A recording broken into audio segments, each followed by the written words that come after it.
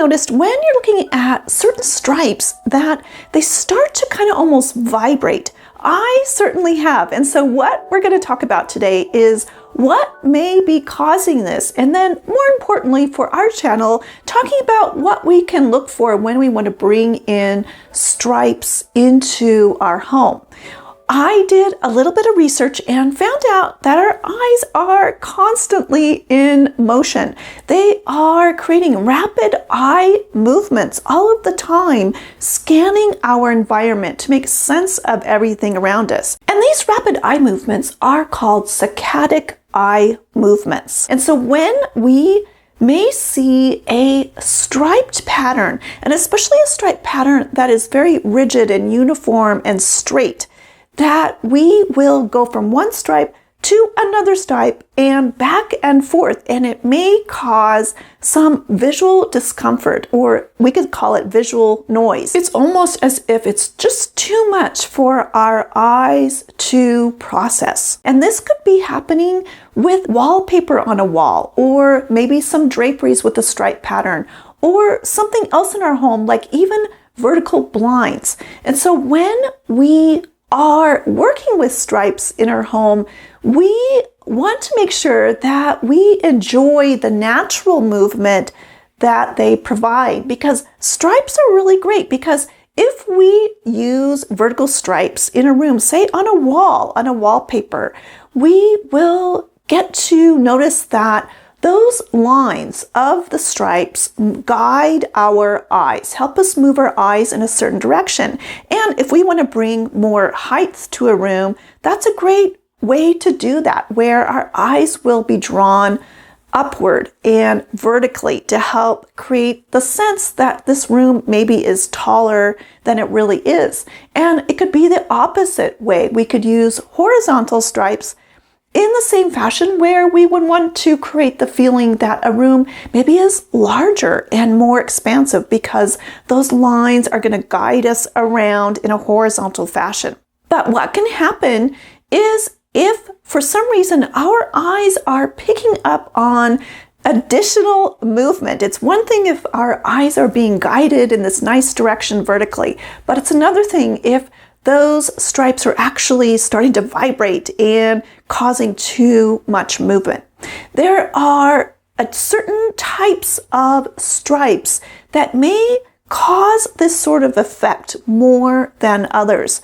One is if that striped pattern is very uniform. All of those lines are very straight and uniform and parallel to one another across that entire field of this lined striped pattern. Another type of stripe pattern that may cause this effect more than others would be if we had very fine lines placed very close together with lots of contrast. And right away, to some of us, we may sense more of a vibrational type of movement than just enjoying that stripe pattern. And also, if a stripe pattern, say, has a lot of contrast to it, that may also create that effect as well. And all of these interesting things that are happening really will vary on our perception and how we are seeing those different striped patterns. So it really does depend on how we personally see and perceive these different patterns. So when we are thinking about bringing striped patterns into our home, there are a couple things that we can keep in mind, or a couple of types of patterns to look for, so that maybe we can alleviate our eyes of that physical strain and that visual discomfort and just enjoy the natural part of those striped patterns. One of them is, if you are looking for a stripe pattern, to look for one that has wider stripes compared to one that has those very thin lines spaced close together.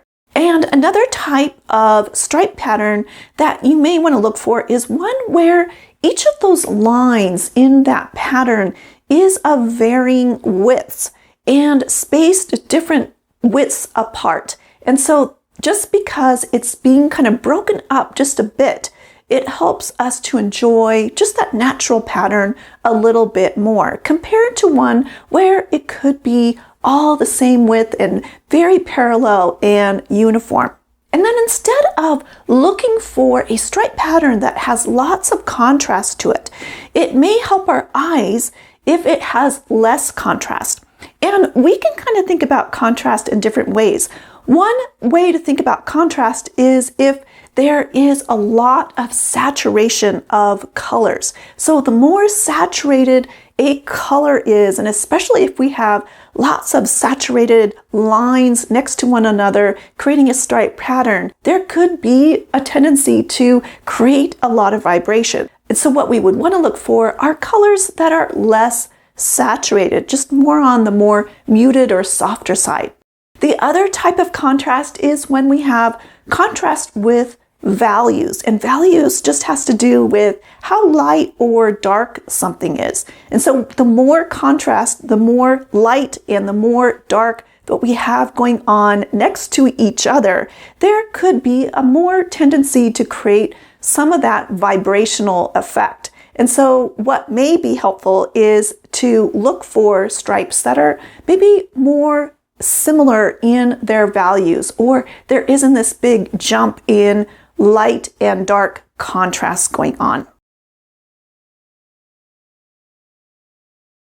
And we may want to look for a stripe pattern that maybe is a little bit more irregular, where maybe the lines are a little fuzzier or blurrier, or they're not perfectly straight, because anything that kind of breaks that up just a bit, that uniform look, will help to create a softer, more appealing look. And the other type of thing to think about when you're looking for striped pattern is to think about what type of paper, say on a wallpaper or a fabric, that stripe pattern is on.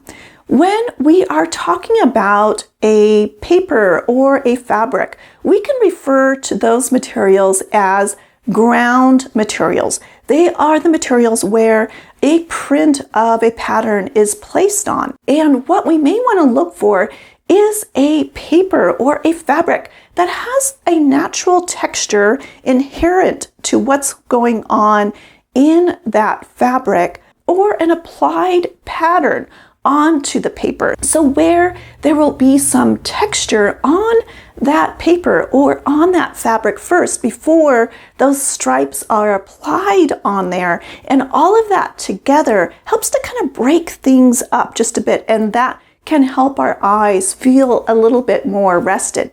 And the other idea around that is just to look for woven types of striped patterns, where those striped patterns are woven into the material. And just because they are woven into a fabric, that may mean it creates a less uniform, crisp look, which is helpful to our eyes. So in addition to all of those tips on what to look for in stripes, one thing that's really important is to make sure that you are comfortable with the striped pattern.